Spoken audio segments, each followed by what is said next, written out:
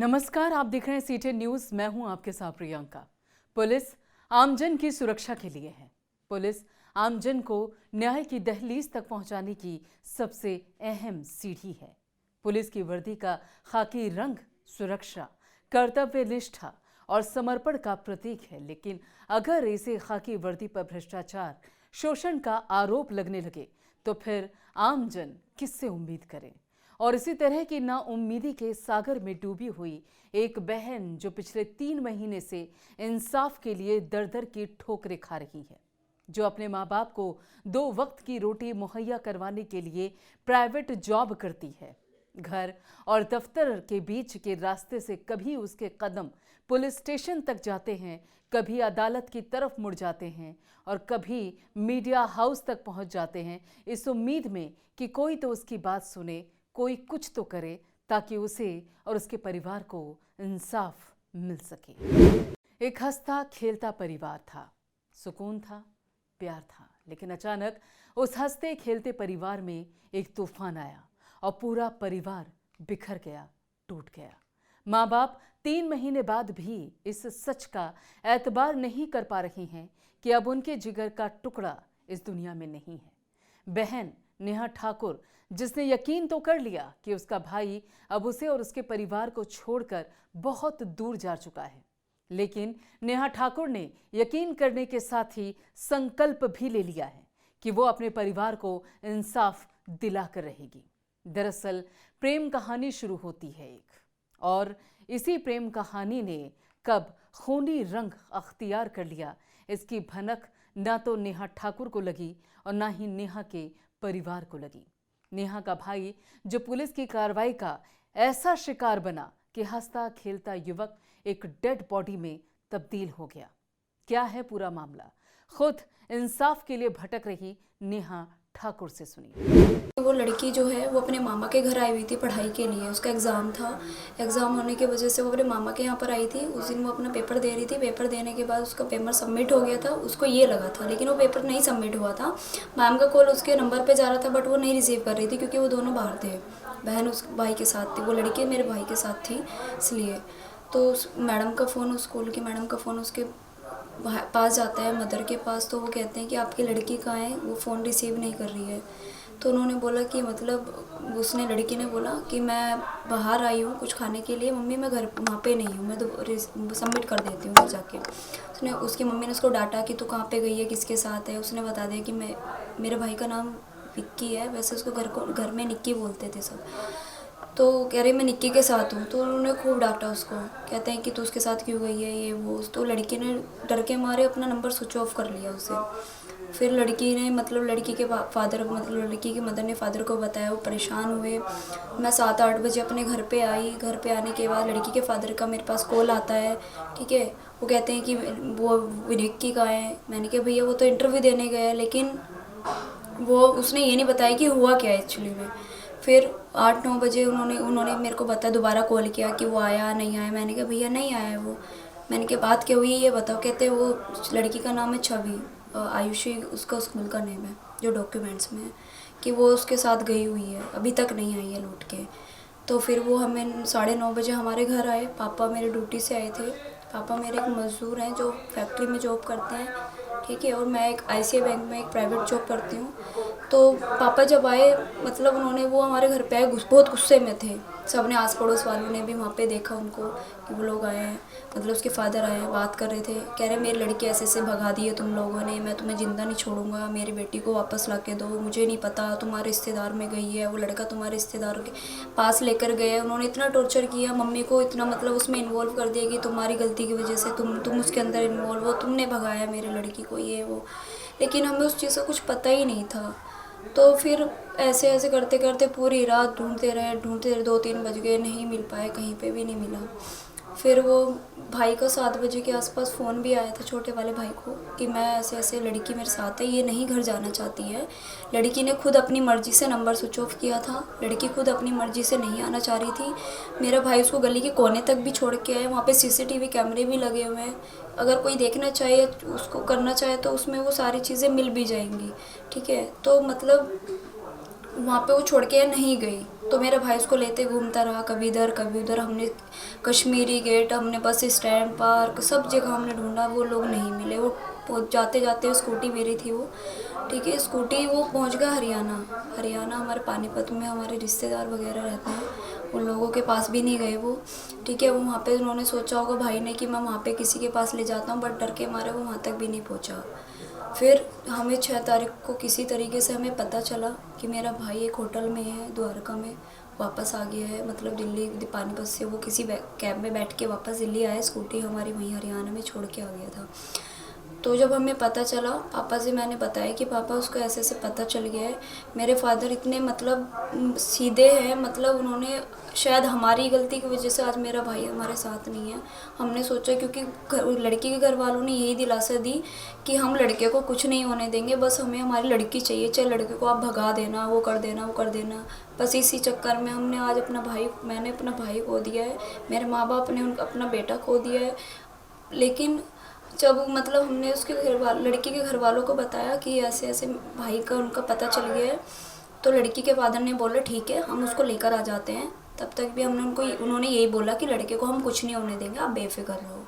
तो हम लोग सब पापा को वो लेके नहीं जा रहे थे गाड़ी में, मैं सिर्फ, उन्होंने अपने साले को फ़ोन किया कि तुम आओ, और लड़की का पता चल गया, लड़का वहाँ पर गया हुआ है। पापा ने मतलब पापा को लेके नहीं जा रहे थे मुझे, और मेरा छोटा वाला भाई है वो 18 साल का है, ठीक है। हम दोनों को बिठाया, लेकिन पापा को मना कर रहे थे। मैंने बोला, मैंने कहा अंकल पापा को तो बिठाओ, कम से कम कोई बड़ा तो हमारे साथ होना चाहिए, तो उन्होंने बिठाया। पूरा मामला 3 महीने पहले का है, लेकिन आज तक नेहा के परिवार को इंसाफ नहीं मिल पाया। दरअसल पुलिस का कहना है कि नेहा के भाई ने आत्महत्या की है, और नेहा और उसके परिवार का कहना है कि पुलिस ने ही उसके भाई की हत्या की। लेकिन जिस होटल में पुलिस को नेहा का भाई मिला, आखिर वहां क्या हुआ जिसके चलते पूरा मामला इतना उलझ गया? क्या थी वहां की स्थिति, खुद सुनिए नेहा की जुबानी। फिर क्या हुआ था कि मतलब उसके मामा ने गाड़ी में, पापा ने सुना भी था, मेरे को उन्होंने फ़ोन पकड़ा दिया, मेरे को मतलब इतना बिजी कर दिया ताकि मेरा माइंड कहीं तक न जा पाए, मैं किसी को कॉल ना कर सकूं या किसी को मैं ना बुला सकूं अपनी हेल्प के लिए। मतलब उस टाइम तक पता ही नहीं चल मतलब था कि ये इतना सब कुछ हो जाएगा हमारे साथ, ठीक है। तो मतलब पापा ने सुना मेरे कि उसका जो मामा था वो किसी से कांटेक्ट कर रहा था कि हम 1 लाख रुपए देंगे और डिस्क्रैच, ये 2 वर्ड उसके मुंह से पापा ने सुने थे, ठीक है। मैंने वो चीज़, ये बातें हुई थी, ये कश्मीरी गेट के आसपास हुई थी, जो उसके मामा ने फ़ोन पे बोली थी। और मैंने सीपी में जाके, जो कनॉट प्लेस पड़ता है, वहाँ पे जाके अपने एक फ़ोन में रिकॉर्ड, मेरे पास 2 फ़ोन थे, एक छोटे भाई का और एक मेरा पर्सनल फ़ोन से मैं बात कर रही थी, कभी भाई से कभी किसी से। तो वो बार बार मेरे को मना कर रहे थे कि तू किसी से बात नहीं करेगी, लड़की तू किसी से बात क्यों कर रही है, ये है वो है, हम उसको लेकर आएंगे। वो मतलब यही हमें तब तक भी यही दिलासा दे रहे थे। तो उसके बाद मैंने जो रिकॉर्डिंग, मेरे पास एक रिकॉर्डिंग भी है 2 घंटे 42 सेकंड की, ठीक है। तो उसमें सब कुछ मिलेगा जो होटल में हुआ है और जो हॉस्पिटल में हुआ है, मतलब सारी चीज़ें उसके अंदर हैं, वही ऑडियो रिकॉर्डिंग में। फिर उसके जाने के बाद हम होटल में पहुँचे, वहाँ पे 2 पुलिस वाले ऑलरेडी मौजूद थे, जिसमें एक पुलिस वाला मतलब एसआई था, सुरेंदर करके नाम था उनका, हेड कांस्टेबल सॉरी। और एक सिविल ड्रेस में एक सर थे, एक मैडम भी थी वहाँ पर, लेकिन वो मैडम हमें एड्रेस बताने के बाद वो कहाँ गायब हो गई वो मुझे नहीं पता, वो ड्रेस में ही थी। वो लोग बिंदापुर थाने के बता रहे थे कि हम बिंदापुर थाने से आए हैं, जो द्वारका मोड़ के पास लगता है। तो वहाँ पे क्या हुआ, फिर वो पुलिस वाले वहाँ पे दोनों मौजूद थे, उन्होंने बोला हम अपना काम करके नहीं भेजेंगे। मैंने उनको कई बार बोला कि सर अब मिल गए अंकल, चलो, लड़की के फादर से बोला मैंने कि चलो अब मिल गए हैं तो इनको लेके चलो थाने में। लेकिन उन्होंने बोला कि पुलिस वालों की कार्रवाई पूरी नहीं हुई है, ये नहीं हुआ है। उन्हें पूर्ण घंटे तक उसको ऐसे ही बैठाया रखा। मेरा भाई आराम से कोने में बैठा रहा, जैसे मतलब उसको इतना टॉर्चर किया हो या फिर ऐसे डरा हुआ बैठा। मतलब उसके बाद मेरे पापा और मेरा छोटा वाला भाई जो हमारे साथ गए थे गाड़ी में, उनको बाहर रोक दिया। उनको बोला कि तुम अपना एक अलग कमरे में बैठो, हम इनसे बात कर रहे हैं और तुम आराम से बैठ जाओ, कुछ नहीं होगा। तो उन्होंने क्या करा, जो हमारा एंट्री गेट होता है रूम का, वो उन्होंने पहले से ऑलरेडी वहाँ से बंद कर दिया, और ग्रिल वाला गेट उन्होंने पहले से वो खोल दिया था जाते ही, एंटर करते ही रूम के अंदर। उन्होंने वो देखा भी कि कितनी ऊंचाई है, कितना क्या है, बचेगा नहीं बचेगा, उनके जो माइंड में था वो उन्होंने अपना सेटअप पूरा बना लिया वहाँ ये पे आपके जाके। घर की बात है या होटल की? होटल की मैम, की बात है, ठीक। होटल द्वारका मोड़ की बात है ये, पीडीएस पैराडाइज के नाम से होटल है, उसकी बात है। तो उन्होंने क्या करा, पापा को और छोटे वाले भाई को अलग रूम में बंद कर दिया। उस रूम में, जिस रूम में ये वारदात हुई, उसमें मैं, लड़की का फादर, लड़की का मामा और दो पुलिस वाले, ठीक है, हेड कांस्टेबल सुरिंदर, और एक सिविल ड्रेस में था वो भी पुलिस वाला ही था। उस हेड जो उसके लड़की का मामा था वो मेरे भाई से थोड़ी देर बाद बात करते हैं जाके साइड में बैठ के, कुछ क्या कहता है वो समझ में नहीं आता, क्योंकि मैं कॉल पे बात कर रही होती हूँ, वो सारी रिकॉर्डिंग में सुनाई जाएगी, मतलब जो मैं जिससे मैंने बात करी है उस बीच में सब चीज़ें हैं। उसके बाद दोनों पुलिस वाला और मामा दोनों वहाँ ग्रिल पे जाके खड़े हो जाते हैं, फिर भाई को इशारे से बुलाते हैं, 2 मिनट तक उससे बात करते हैं कुछ। इतने में देखती हूँ कि वो उसको धक्का दे देते हैं, मतलब पीछे ऐसे पुश कर देते हैं छाती से, और उसकी हाइट तो थी कम से कम वो 5, 7, 8 के समथिंग था, और वो ग्रिल से नीचे गिरी है। मैंने झाँक के देखा, जैसे लड़की की चीख निकली मैंने देखा तो वो एकदम नीचे ब्लीडिंग हो रखा था उसका, और उसके बावजूद भी 10-15 मिनट तक मेरे को होटल में उन्होंने पकड़ के रखा उसके मामा ने। तब भी मेरे भाई के पास ना कोई पुलिस वाला उसको हॉस्पिटल लेकर गया, ना कोई उसका मामा, ना कोई फैमिली वाला, कोई भी लेकर नहीं गया। जब मेरे भाई ने छोटे वाले भाई ने और फादर ने सुना कि कोई ऐसा इंसिडेंट हुआ है, चीख निकली है, तो सीधे वो नीचे भागे, देखा तो मेरा भाई पड़ा। परिस्थितियां सिर्फ मौका वारदात पर ही नहीं उलझी रही, बल्कि जहां पर नेहा के भाई को इलाज के लिए ले जाया गया वहां पर भी तस्वीर पूरी तरीके से साफ नहीं हो पाई। दरअसल मामले को लेकर मृतक की बहन नेहा और परिवार ने पुलिस की मंशा और कार्यशैली पर ही सवाल खड़े कर दिए हैं। बैटरी वाला रिक्शे वाला है, उसमें डाल के एक हॉस्पिटल है तारक हॉस्पिटल, उसमें उसको लेकर गए, जिसमें कि वो ट्रीटमेंट तो उसका स्टार्ट हो गया, लेकिन उसका जो माइंड की जो हड्डी होती है वो उसकी ब्रेक हो गई थी, वो टूट गई थी। तो वहाँ से उसको डिस्चार्ज करने के लिए काफ़ी टाइम तक उसको आधा पौन घंटा वहाँ पे पड़ा रहा। फिर क्या हुआ कि उसको दूसरे हॉस्पिटल में शिफ्ट करना था, रेफ़र करना था, उसके लिए 3500 रुपये की ज़रूरत पड़ी। लड़की के घर वालों ने बोला हमारा लड़का तुमने मार दिया है, हम पैसे किस बात के दे। रिसेप्शनिस्ट थे वो, मतलब वो करने लग गए, लड़ाई करने लग गए, जबकि डॉक्टर ने ये बोला है कि 75% इसके चांसेस हैं कि ये बच जाएगा, लेकिन उन्होंने देरी कर दी कि क्या बोलते हैं कि नहीं हमारा लड़का मार दिया है, वो उसी चीज़ पे वो अड़े रहे। और मेरे को पुलिस वाले ने पकड़ के रखा हुआ था गाड़ी में, जो हॉस्पिटल के ठीक सामने खड़ी थी। वहाँ पे सारे सीसीटीवी कैमरे हैं, एटीएम के पास भी है, वहाँ पे एक शॉप भी है उसके पास भी कैमरे हैं, हॉस्पिटल के भी कैमरे हैं, जो सारी चीज़ें उसमें क्लियर हो जाएंगी कि मैं उस टाइम कहाँ थी, किस लोकेशन में थी, कौन मुझे पकड़े हुआ था। गाड़ी से मैं चिल्ला रही हूँ, उस गाड़ी में लड़की का भाई, मामा का लड़का, पहले मामा थे, फिर मामा का लड़का, मामा उतर गए तो मामा का लड़का आ गया, फिर लड़की उसमें बैठी हुई थी, एक पुलिस वाला बैठा हुआ था, मेरे को पकड़ के मेरे को उस गाड़ी से नहीं उतरने दिया। उसके बाद जब मैं फ़ोन कर रही हूँ, उसके मामा बार बार बोलते हैं पैसे मंगाओ, उसके बाद बोलते हैं ब्लड मंगाओ। इसी बीच में कभी मैं किसी से पैसे मंगा रही हूँ, कभी ब्लड के लिए हेल्प मांग रही हूँ। फिर उन्होंने सोचा लड़की फ़ोन कर रही है, मेरा पुलिस वाले ने फ़ोन भी छीन लिया उस बीच में, मतलब मुझे गाड़ी से निकलने ही नहीं दिया। फिर मेरे भाई को कुछ देर बाद जब रेफ़र करा गया, मेरे पास 3000 रुपये थे, मेरा भाई छोटे वाला रोता हुआ आया कि बहन तेरे पास पैसे हैं, वो लोग पैसों के लिए लड़ रहे हैं। जबकि उन्होंने मेरे से ये बोला था, खुद पुलिस वाले ने ये बोला था कि अगर ब्लड की ज़रूरत है मैं दूंगा, पैसों की ज़रूरत है हम करेंगे। लेकिन सिर्फ वो तभी भी दिलासा दे रहे थे, उनको ये लग रहा था किसी तरीके से बस ये मर जाए और हमारा जो काम है वो फिनिश हो जाए, ठीक है। तो उसको जब रेफ़र कर दिया, वहाँ पे 3000 मेरा भाई मुझसे लेकर गया, उसको रेफ़र गया एम्बुलेंस के अंदर। जब वो पुलिस केस था, एम्बुलेंस के अंदर कोई भी पुलिस वाला तब भी नहीं गया जब उसको दूसरे हॉस्पिटल में भेजा, और जब फर्स्ट हॉस्पिटल में भेजा तब भी कोई पुलिस वाला उसके मेरे भाई को लेके नहीं गया हॉस्पिटल। मेरे पापा और मेरा भाई उसको लेके चले गए। फिर गाड़ी में मेरे को बिठा के रखा पुलिस वाले ने, मेरे पापा को अलग गाड़ी, मतलब एम्बुलेंस में थे।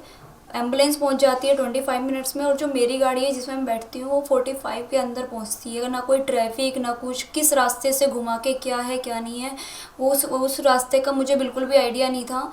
मेरा भाई वहाँ पे पहुँचा, उसको इमरजेंसी गेट पे वो दीनदयाल हॉस्पिटल उसको रेफ़र करा गया, जबकि वो जो माइंड का डॉक्टर है वो दीनदयाल में नहीं, उसका ट्रीटमेंट नहीं था, उसका ट्रीटमेंट था सफदरजंग में, उसको गलत हॉस्पिटल में रेफ़र करा गया, ठीक है। 20 मिनट तक वहाँ पे जब कोई पुलिस वाला कोई नहीं पहुँचा, वो तब तक वो इमरजेंसी में ही पड़ा रहा। डॉक्टरों ने मना कर दिया कि पुलिस केस है, इसकी फ़ाइल कहाँ है, पहले हॉस्पिटल की पेपर लेके आओ, फाइल लेकर आओ, तब हम कुछ करेंगे। इससे पुलिस वालों के अगेंस्ट जाके हम कुछ नहीं करेंगे, मतलब अपना ट्रीटमेंट स्टार्ट नहीं करेंगे।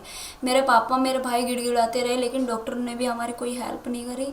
ठीक है, पुलिस वाले आते हैं, फिर वो फाइल देते हैं, इंजेक्शन लगाते हैं, 5 मिनट बाद मेरे भाई की डेथ हो जाती है। उसके बाद क्या बचता, कुछ भी नहीं बचता। उसके बाद मेरे को पापा को बिठा के वो लोग थाने ले जाते हैं। मेरे छोटे वाले भाई से हॉस्पिटल के अंदर ही अगर सीसीटीवी कैमरे देखे जाएंगे तो सारी चीज़ें निकल जाएंगी। मेरे छोटे वाले भाई से उन्होंने साइन कराए ब्लैंक पेपरों पे, सब पे साइन 15-20 पेज पे साइन करा के अपनी पूरी फॉर्मेलिटी करा के लड़की को लेके वो चले गए। हम ऐसे मतलब मैं हॉस्पिटल में एडमिट थी, मेरी तबीयत ख़राब हो गई। 3 घंटे बाद मेरे को होश आया, तो फिर मैं अपने घर चली गई। मेरे पापा वहीं हॉस्पिटल में डेड बॉडी को लेके पड़े रहे पूरी रात। ना तो उसका पोस्टमार्टम हुआ, ना कुछ हुआ, हमारी कोई भी फॉर्मेलिटी नहीं हुई। लड़की वाले लड़कियों को लेकर अपने घर में आज आराम से बैठे हैं, और मेरे माँ बाप आज हॉस्पिटल के धक्के खा रहे हैं जो कि उनका ट्रीटमेंट चल रहा है बीमारी का। नेहा और नेहा का परिवार कई महीनों से हर वो दरवाज़ा खटखटा रहा है जहां उन्हें मदद की या फिर इंसाफ की ज़रा भी उम्मीद है। लेकिन सवाल ये है कि आखिर अभी तक नेहा को उसके भाई की पोस्टमार्टम रिपोर्ट क्यों नहीं दी गई? आखिर सीसीटीवी फुटेज को लेकर तस्वीरें साफ क्यों नहीं हैं? आखिर क्यों पुलिस की जांच से नेहा का परिवार संतुष्ट नहीं है? इन सवालों के जवाब कब मिलेंगे, ये भी एक बड़ा सवाल है। फिलहाल इतना ही, और बाकी खबरों के लिए आप जुड़े रहिए C10 न्यूज़ के साथ।